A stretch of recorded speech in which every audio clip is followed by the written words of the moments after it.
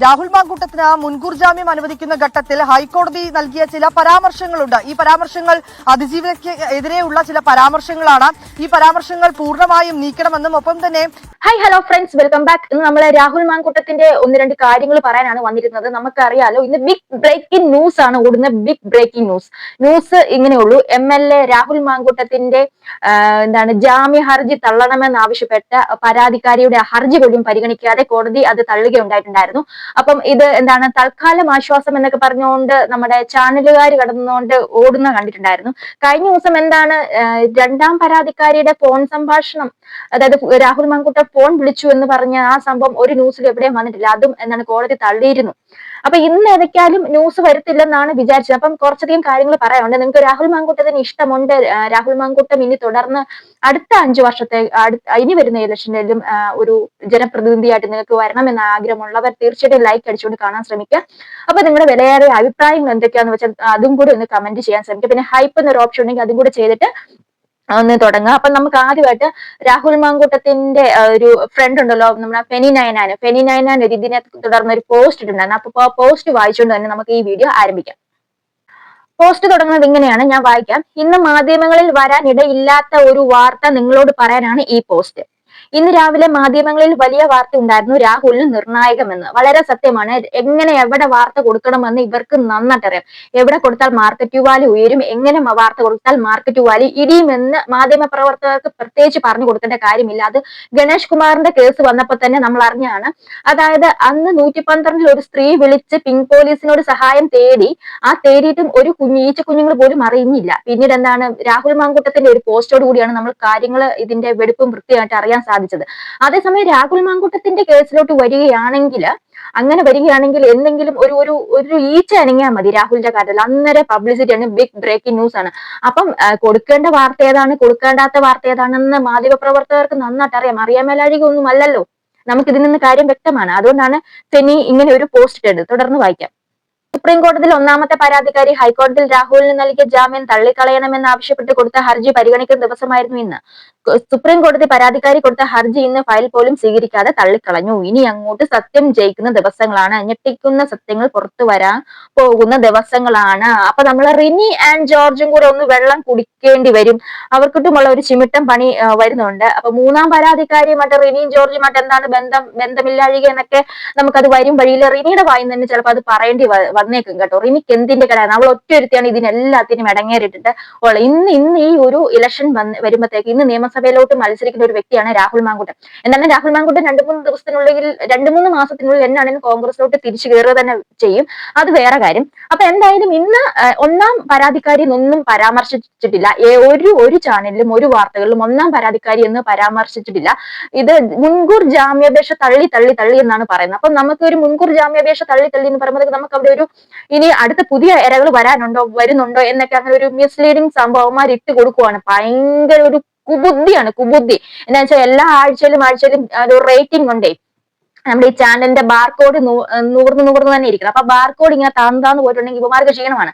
അപ്പൊ ബാർകോഡ് ഒന്ന് താന്ന് വരുമ്പോഴത്തേക്ക് രാഹുൽ മാങ്കൂട്ടത്തിന്റെ എന്തെങ്കിലും അടിക്കാൻ കിട്ടിയ ഒരു അവസരം ഉണ്ടെങ്കിൽ അടിക്കാൻ കിട്ടിയ പടിയവന്മാർ എന്നാണെങ്കിലും കളയത്തില്ല. അതായത് ഈ ബാർകോഡ് ഒന്ന് നിലനിർത്താനും സംരക്ഷിക്കാനും വേണ്ടിയിട്ട് റിപ്പോർട്ടർ TV ഒക്കെ നന്നായിട്ട് പരിശ്രമിക്കുന്നുണ്ട്. എന്നാലും റിപ്പോർട്ടർ TV ഈയിടെയായിട്ട് അടച്ചു പൂട്ടി പോകാൻ ഒരു ചാൻസ് ഉണ്ട് എന്നുള്ള ഒരു ഇത് കേൾക്കുന്നുണ്ട്. ഇനി മരം മുറിച്ചുകൊണ്ടൊക്കെ ഇരിക്കേണ്ടി വരും.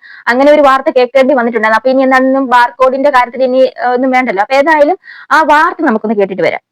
രാഹുൽ മാങ്കൂട്ടത്തിന് മുൻകൂർ ജാമ്യം അനുവദിക്കുന്ന ഘട്ടത്തിൽ ഹൈക്കോടതി നൽകിയ ചില പരാമർശങ്ങളുണ്ട്. ഈ പരാമർശങ്ങൾ അതിജീവിതയ്ക്ക് എതിരെയുള്ള ചില പരാമർശങ്ങളാണ്. ഈ പരാമർശങ്ങൾ പൂർണ്ണമായും നീക്കണമെന്നും ഒപ്പം തന്നെ ഈ ജാമ്യം നൽകുന്ന ഘട്ടത്തിൽ കോടതി ഒരു മിനി ട്രയൽ നടത്തിയെന്നും ഇത് നിയമവിരുദ്ധമാണെന്നും ഈ മുൻകൂർ ജാമ്യം റദ്ദാക്കണമെന്നും ആവശ്യപ്പെട്ടുകൊണ്ടാണ് അതിജീവിത സുപ്രീം കോടതിയിൽ ഹർജി നൽകിയിരിക്കുന്നത്. ഈ ഹർജിയാണ് ഇന്ന് പരിഗണിക്കുന്നത്. ഈ മുൻകൂർ ജാമ്യം ഉള്ളത് ഒരു തരത്തിലും അംഗീകരിക്കാൻ കഴിയില്ലെന്നും അത് റദ്ദാക്കണമെന്നുമാണ് ഈ ഹർജിയിൽ ആവശ്യപ്പെട്ടിരിക്കുന്നത്. ഒപ്പം തന്നെ നേരത്തെ അതിജീവിത സൂചിപ്പിച്ചതുപോലെ തന്നെ രാഹുൽ ഒരു സൈക്കോപാത്താണെന്നും പ്രായപൂർത്തിയാകാത്ത ഒരു ആൾ ഉൾപ്പെടെ 10ഓളം പേരെ സമാനമായിട്ടുള്ള പീഡനത്തിന് ഇരയാക്കിയിട്ടുണ്ടെന്നും അതുകൊണ്ട് തന്നെ ഈ മുൻകൂർ ജാമ്യം നൽകരുതെന്നും ആവശ്യപ്പെട്ടുകൊണ്ടാണ്, ഈ മുൻകൂർ ജാമ്യം നൽകിയത് റദ്ദാക്കണമെന്നും ആവശ്യപ്പെട്ടുകൊണ്ടാണ് അതിജീവിത സുപ്രീം കോടതിയെ സമീപിച്ചിട്ടുണ്ടായിരുന്നത്. ഈ ഹർജിയാണ് ഇന്ന് പരിഗണിക്കുന്നത്. ഒപ്പം തന്നെ അതിജീവിതയ്ക്കെതിരെയുള്ള ചില പരാമർശങ്ങൾ നേരത്തെ ഞാൻ സൂചിപ്പിച്ചതുപോലെ അതിജീവിതയെ കുറിച്ച് ഈ രാഹുലിന് ജാമ്യം നൽകുന്ന ഘട്ടത്തിലാണ് ഹൈക്കോടതിയുടെ ഭാഗത്ത് നിന്ന് ചില പരാമർശങ്ങൾ ഉണ്ടായിരുന്നത്. അത് ആ പരാമർശങ്ങൾ പൂർണ്ണമായും നീക്കണമെന്നും ഈ ഹർജിയിൽ അവർ ആവശ്യപ്പെട്ടിട്ടുണ്ട്. അതിജീവിതയുടെ അഭിഭാഷകൻ ഇതിനോടകം ചെന്നൈ മുദ്രവെച്ച കവറിൽ ചില വിവരങ്ങൾ കോടതിക്ക് കൈമാറിയിട്ടുണ്ട്. ഈ വിവരങ്ങളടക്കം പരിശോധിച്ചുകൊണ്ടായിരിക്കും ഇക്കാര്യത്തിൽ ഒരു അന്തിമ തീരുമാനത്തിലേക്ക് കോടതി എത്തുക. ഏതാണെങ്കിലും ഇന്ന് സുപ്രീം കോടതി ഈ കേസ്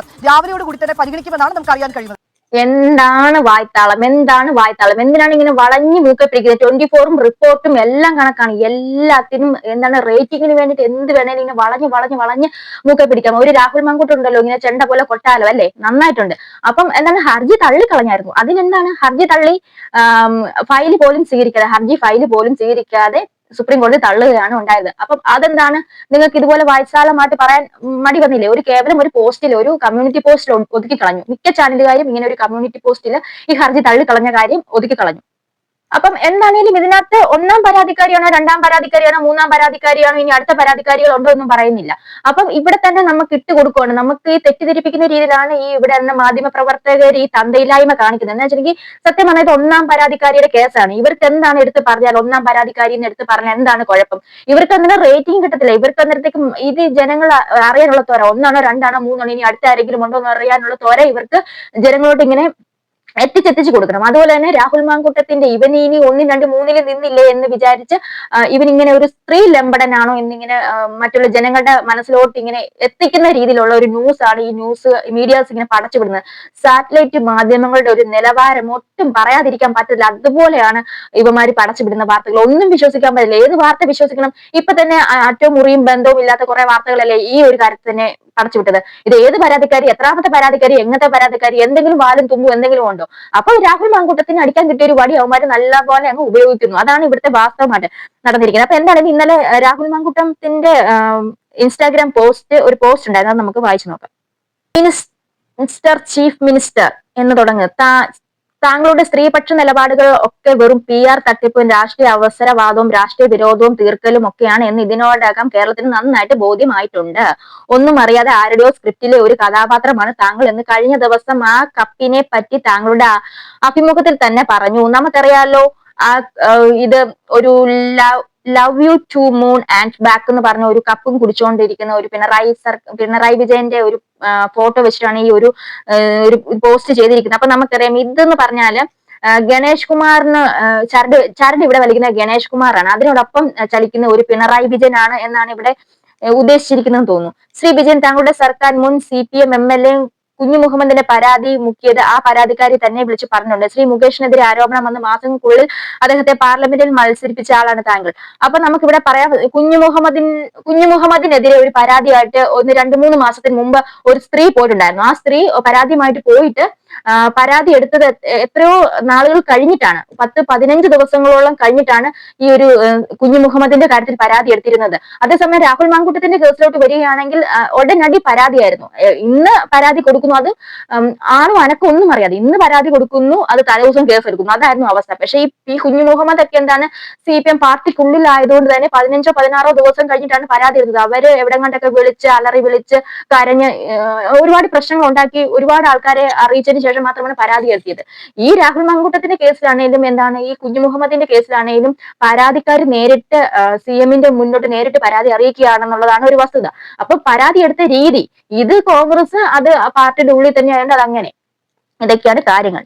ശ്രീ വിജയൻ ഇന്ന് ന്യായീകരിച്ചല്ലോ ശ്രീ ഗണേഷ് കുമാറിനെ അത് കുടുംബ പ്രശ്നമാണെന്ന് പറഞ്ഞ അതേ ഗണേഷ് കുമാറിന് അന്നത്തെ ഭാര്യ ഉന്നയിച്ച പരാതിയുടെ പേരിൽ ഉമ്മൻചാണ്ടി സാറിന്റെ സർക്കാരിൽ നിന്ന് മന്ത്രിസ്ഥാനം രാജിവെക്കണമെന്ന് താങ്കൾ പറഞ്ഞില്ലേ? ഇത് അന്നേ ഗണേഷ് കുമാറിന്റെ ഇപ്പോഴത്തെ ഭാര്യ താങ്കളുടെ മകളോടും താങ്കളുടെ പോലീസിനോടും വരെ പരാതി പറഞ്ഞിട്ടുണ്ട്.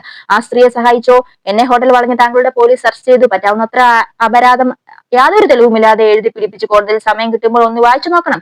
ഇനി കൂടുതൽ ക്ലാരിറ്റി വേണമെങ്കിൽ കോടതിയിൽ സമർപ്പിച്ച തെളിവുകളും ഇനി സമർപ്പിക്കാൻ പോകുന്ന തെളിവുകളും ഞാൻ പോലീസിന് കൈമാറാം.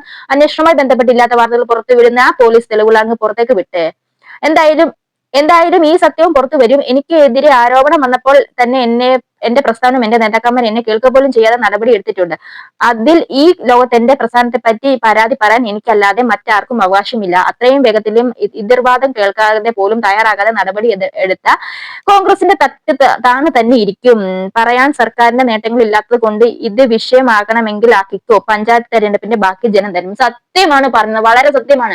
ഇവര് 10 വർഷം കൊണ്ട് എന്താ ഉണ്ടാക്കിയെന്ന് പറയാൻ ഒന്നുമില്ല, ബീം വളക്കാൻ ഒന്നുമില്ല. കഴിഞ്ഞ ദിവസം പാലം എന്താണ് വീണ ജോർജ് ഓടി നടന്ന പാലം ഉദ്ഘാടനം ചെയ്യാൻ പോയപ്പോഴത്തേക്ക് 8 വർഷമായിട്ട് പണി പൂർത്തീകരിക്കാത്ത പാലമാണ് ഉദ്ഘാടനം ചെയ്യാൻ പോയത്. അതാണ് അവസ്ഥ. അപ്പൊ ഇവർക്ക് ബീമ്പ് പറയാൻ ഒന്നുമില്ലാത്തതുകൊണ്ട് രാഹുലിന്റെ നെഞ്ചത്തോട്ട് കയറുകയാണ്. അപ്പൊ എന്താണേലും ഈ ഒരു നിയമസഭ രാഹുൽ അങ്ങ് തൂക്കിയെന്ന് വിചാരിച്ചു. ചവിട്ടിയതിന് പിന്നാലെ തുടങ്ങുന്ന സ്ഥാനം എന്നും കൊണ്ടേ പറയണ്ട. ശ്രീ വിജയ, ചുമ്മാ വരട്ടാൻ നോക്കണ്ട, ജയിലിലാക്കിയാൽ അങ്ങനെ കൊല്ലാൻ നോക്കിയാൽ പേടിക്കില്ല.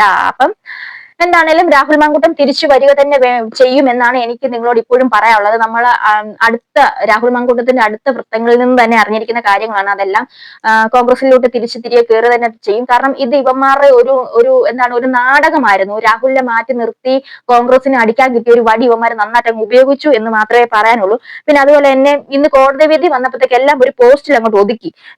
അതിന് കോടതി വിധി വരുന്നതിന് മുമ്പ് തന്നെ ഇത് രാഹുൽ ഇനി നിർണായക ദിനങ്ങൾ, നിർണായക നിമിഷങ്ങൾ എന്ന് പറഞ്ഞുകൊണ്ട് കുറെ ചേച്ചിമാരൊക്കെ വന്നിട്ട് ഇങ്ങനെ വന്ന് മൈക്കും വെച്ചിട്ട് പറയുന്ന കിട്ടുന്നുണ്ട്. പക്ഷെ വിധി വന്നതിന് ശേഷം അങ്ങനെ മൈക്കോ കാര്യങ്ങളോ പ്രകടനങ്ങളോ ഒന്നും വന്നില്ല. അത് നേരെ സൈലന്റ് മോഡാക്കി അങ്ങോട്ട് ഞങ്ങൾ ഒന്നിനും ഇല്ലയപ്പ എന്നുള്ള ഒരു രീതിക്കാണ് അങ്ങ് പോയത്.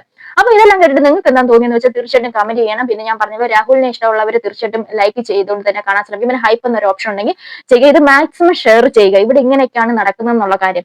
കാരണം ഇത് കോൺഗ്രസിലെ രാഹുൽ മാത്രം ചെയ്ത കാര്യമല്ല. അപ്പൊ ഈ കുഞ്ഞു മുഹമ്മദിനെതിരെ ആ പരാതിക്കാരി കൊടുത്ത പരാതി എത്രയോ നാൾക്ക് ശേഷമാണ്, 15 ദിവസങ്ങൾക്ക് ശേഷമാണ് അവർ കേസെടുത്തത്. അത് ഒതുക്കി തീർത്തു. ഗണേഷ് കുമാറിന്റെ കേസ് നമ്മൾ കണ്ടതാണ്. അത് വെറും കുടുംബ പ്രശ്നമാക്കി കളഞ്ഞു. അപ്പൊ ഇതൊക്കെയാണ് പ്രശ്നങ്ങൾ. അപ്പം അടുത്തൊരു വീഡിയോ വെച്ചിട്ടുണ്ടെങ്കിൽ ബൈ.